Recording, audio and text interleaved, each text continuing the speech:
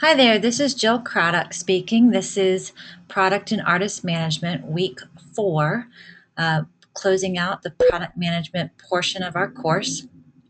Today we'll be talking about integrated marketing communication.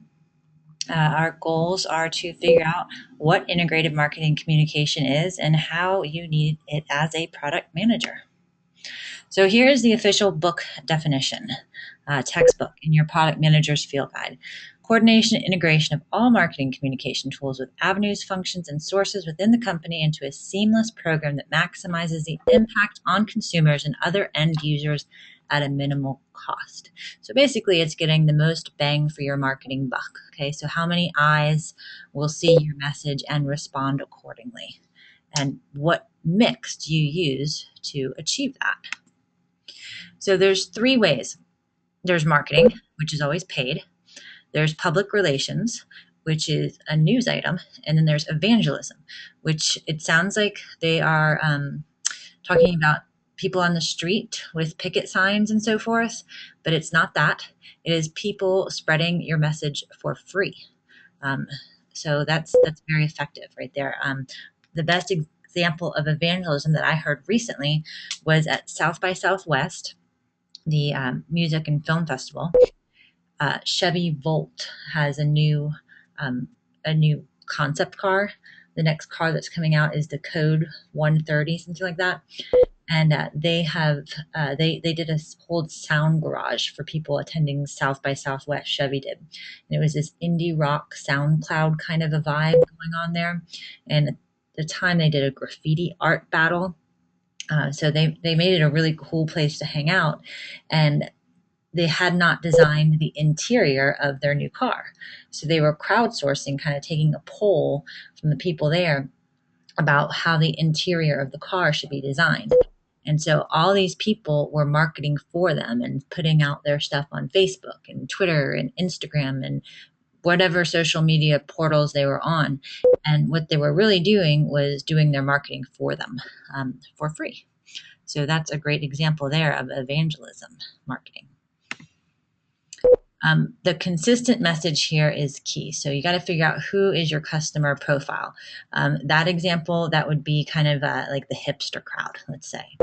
If we're talking about the example that we used last week with the brand positioning statement, we talked about Beats by Dre. We talked about SMS headphones by 50 Cent. Now they're definitely going to be competing, and they have the fashion piece and the technology piece that was a little bit different from Beats by Dre, the studio mastering sound. Okay, then there's a third headphone that we didn't mention, and those are the Bob Marley headphones, which are kind of like earbuds. So you have to figure out, who are those customers?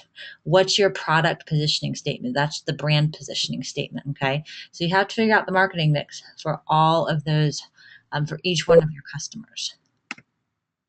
Once you've identified your target audience, each member of your target audience is going to be at a different stage in terms of ready to participate in your product or service, all the way from awareness to conviction.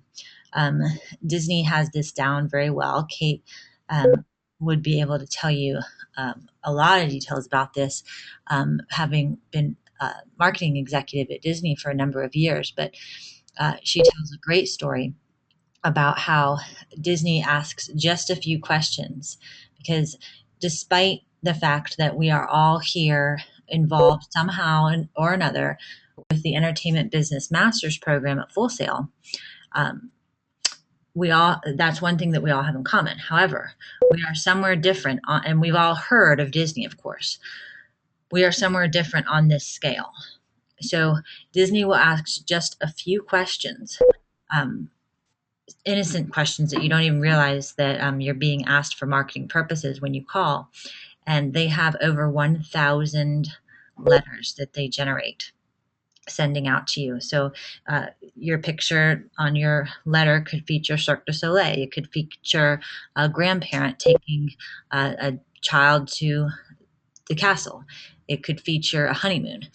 Just based on just a few questions that you would answer, and same thing with the letter. So that's very interesting. And they also send out something called a value add, which is a great idea for companies, and it adds something extra that you're going to remember the company by. So if you have very little awareness and you're not ready to spend several $1,000s on a Disney vacation, Disney will send you just something to build the awareness. And in this case, the recent example was for moms of toddlers. They sent out an email that had an attachment that they could print out and cut out these Disney ears with like the original stitching, and allowed you to personalize with your child's name. So just a reminder about this brand positioning statement. It's very important that you use your thesaurus, consider your target market carefully, create just the right wording because you don't have a lot of space there. And do use the formula page 191 in your product manager's field guide. Okay, so when you design your message, once you have your target customer profile down, and you've got your brand positioning statement, you have to decide how you're going to get your message out there and what type of message. So I just want to quickly show you something that ended up being quite the faux pas. Most people were pretty offended by it. Some people were not. You can decide how you feel about it. Let's get to this here real quick. Mountainous Tibet, one of the most beautiful places in the world. This is Timothy Hutton. The people of Tibet are in trouble. Their very culture is in jeopardy. But they still whip up an amazing fish curry. And since 200 of us bought at Groupon.com, we're each getting $30 worth of Tibetan food for just $15 at Himalayan Restaurant in Chicago. Save the money. Unlock great deals in your town. Groupon.com.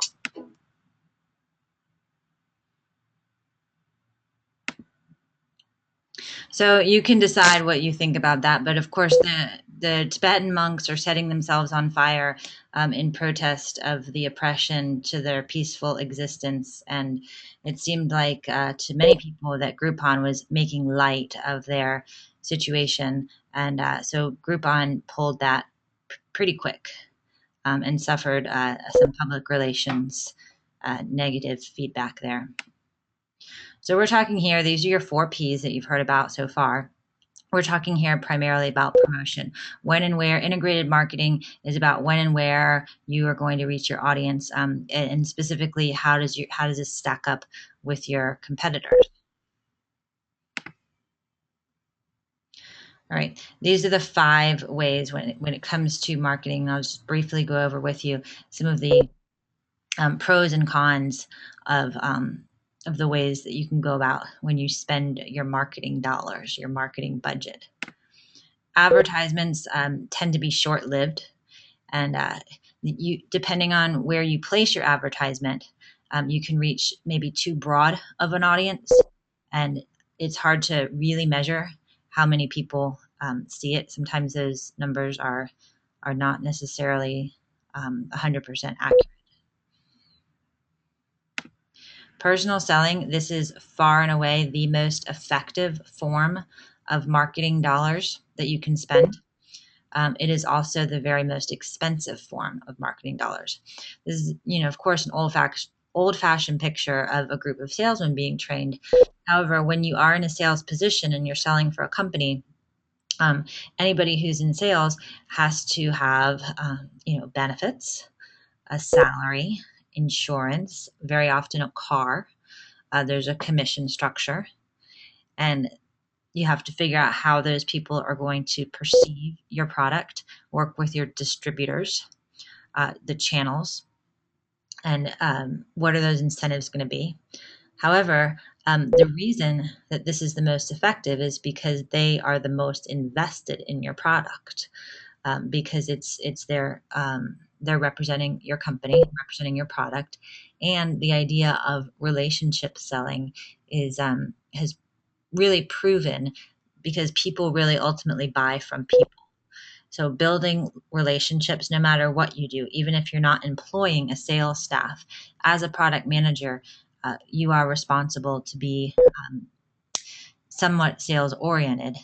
And like we talked about last week with leading upwards, downwards, and sideways, you have to have those interpersonal skills. And that's kind of what this is. That's what gets the job done, is that personal selling. So it's also the most expensive. Social media, this is the least expensive. However, there is a misconception that it's free, and it is not free. Some of these sites, it's free to put things on Facebook, for instance. However, to create your brand consistency for social media, that's not free. And very often, I mean, you can see by the number of portals that are available, it could require a minimum of one person's full-time job to manage the online presence. So something to consider there with social media. Although you can get a broad and consistent reach, but you can also have a hard time filtering through the noise. Direct marketing, you can target a very, it's called direct marketing because you can figure out exactly who to target. I've shared with you that I'm a big theater person, and I think that I get every theater advertisement in Central Florida. So they know who they're targeting. However, it can also be perceived as a nuisance, and that's the negative of that. And the return rate on that is generally about 2%. So it has to really be worth your while, postage and printing, and you have to do the math on that. And last but not least, we have sales promotion, also known as the coupon. No, sorry. So we the thing about the coupon is it does have a fast turnaround, does have quick results, but it doesn't build loyalty. It doesn't last long. So JCPenney, I think they're turning around their marketing tactics, but they've long been known as having like this huge big sale and sales promotion every weekend. And so there's really no sense in shopping at JCPenney Monday through Thursday because every weekend is going to be this big blowout sale. So how do you budget? The first thing you do is you track where you are. So if you're a startup, you're at zero. So you might need to spend a little bit more on marketing than you would. You have to invest in that. And maybe you're not measuring your success on dollars right away, but on that awareness on the scale. But typically, you look at marketing as about 20% of your sales for your budgeting.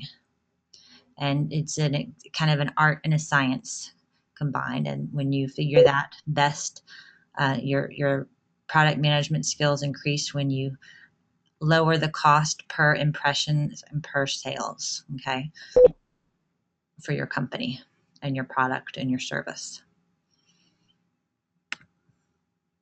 Okay, I definitely encourage you to take a look at these links because you can maximize your budget with the with public relations, and you can turn one commercial spot into major public relations and get some attention for your product by designing your message. And who knows whether Old Spice meant to do this with the funny, handsome spokesperson.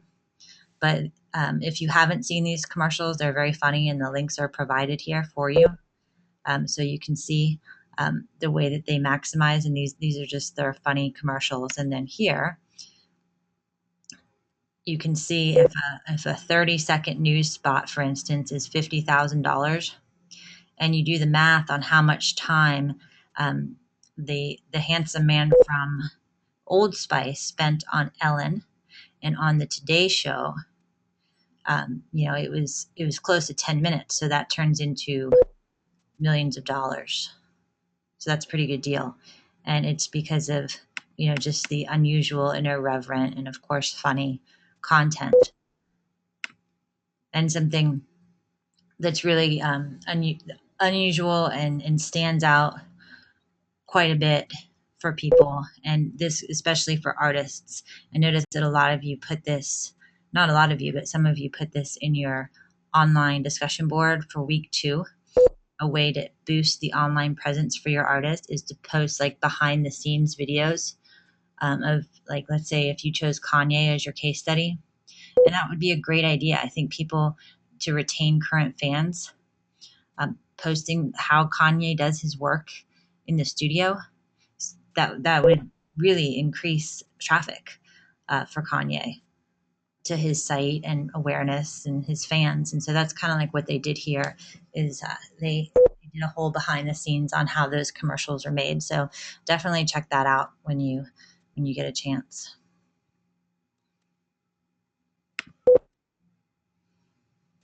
So just to sum it up for IMC before we get into the project here, clarify exactly what your target, who your target market is, that you're on brand, that your positioning statement is exactly what you want it to say, and measure everything. Measure what each message does. Google Analytics is an excellent way to do that from the online forum, and you'll learn quite a bit about that in digital marketing. I use that for my website, and it's very effective. But it is a little bit harder when you're doing offline marketing, but it's important to measure every single thing you do so you know what's working and what's not. So those are your 3 primary marketing techniques. You've got paid marketing, evangelism, and public relations.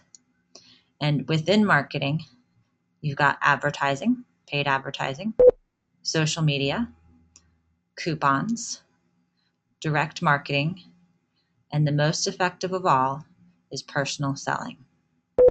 So if you are spending time as your own self, personal selling, that's probably, if you're going to pick one, that's the most effective that you can do to start off with. Okay, let's take a look at a very successful student project for the investor pitch. Butterfly Best Friends rings. Okay, and this is a product. This is a product that this student, she works for Nickelodeon in the Latin American division, and she's actually pitching it to the product management department, and she's under strict orders to tell me how it goes. So I'm trying to keep in touch with her and see how she's doing with it, and I will keep everybody posted when we see these on the market, because I think it's the greatest idea. Oh, come on. Okay, so Butterfly Best Friends. All right, so right away she identifies her product. That's very important. Right away, we need to know this, you're presenting this. Please be sure that we know what your product is and who it's for. Okay, so here we have it. They're butterfly rings, and they're for tweens. Okay, so your audience should know this without having to search for it. Okay, so here she's got some background about the concept of butterflies. Why butterflies? The idea of butterflies in the stomach. Okay, and some background on the whole Latin American definition of the butterfly. Details about the butterfly best friend ring can be engraved. Okay, what's it gonna be like? Here are some more details. The design, the emotional value. Okay. Details about her company.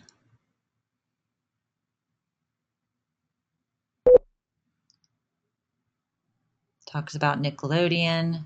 Talks about the television show that it's going to be promoted on.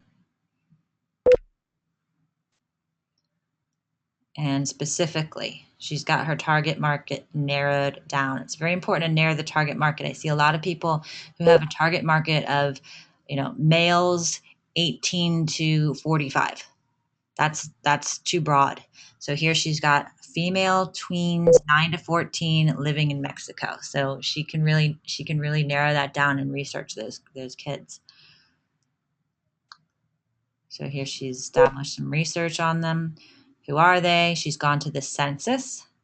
She's got some psychographic and demographic. Psychographic is what other things like? What are they thinking psychologically? What are they into? So here we've got the Twilight, Justin Bieber, so forth. Here we have how much money is being spent on them, or how much are they spending. The emerging markets. So this is the kind of stuff I'm looking for is strong research. This is what gets products funded.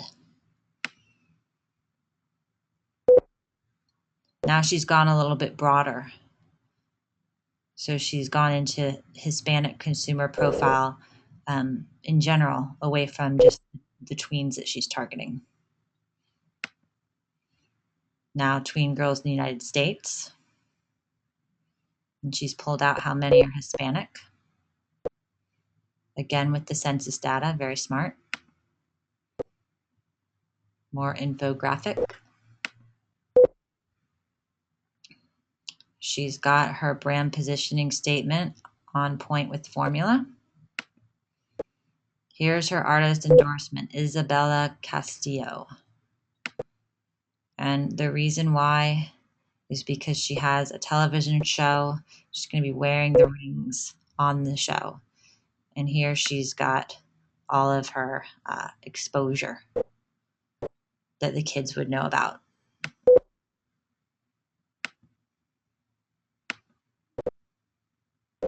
So it talks more about her Nickelodeon show in Latin America that's coming out, and that the symbol of the show is butterflies. So that ties in with the butterfly ring and the magical powers. When she feels butterfly in her stomach, butterflies appear flying all around her. So it's perfect. The butterfly ring is perfect. So more information about what's happening on the show. Here's how they would do the product placement online. Live events. Some of the PR strategy. Musical theater. Where they're going to distribute it. Okay, so distribution is different from marketing. Marketing is how you're going to get the message out. Distribution is how you're going to put your product into the hands of your customers. You can online here, people can order it during the shows, like a merch table, or in retail. Okay, so like fashion boutiques.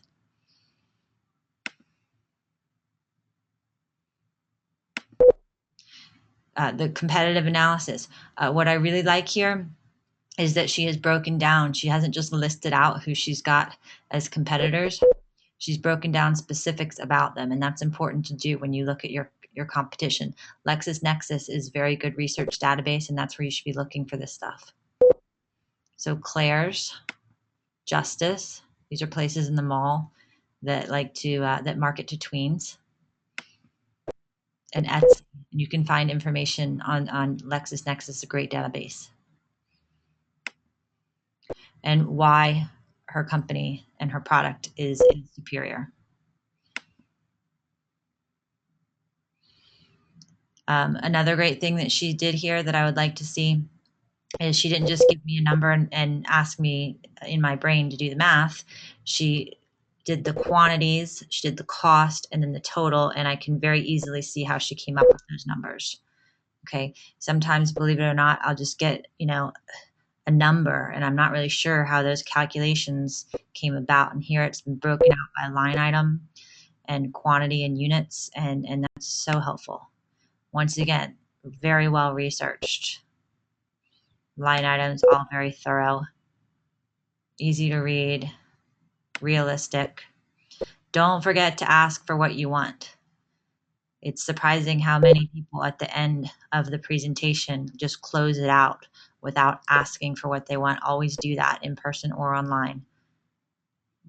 The ROI is the return on investment. How long is it going to take you to pay back your investor? And at what percent? Typically, it should be at least 8 to 10% if somebody's going to get involved with your product. 20% might be a little ambitious, but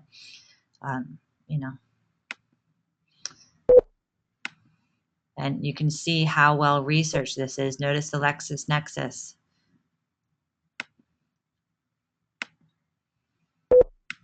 Okay, so thank you for listening. Once again, that's integrated marketing communications for product and artist management.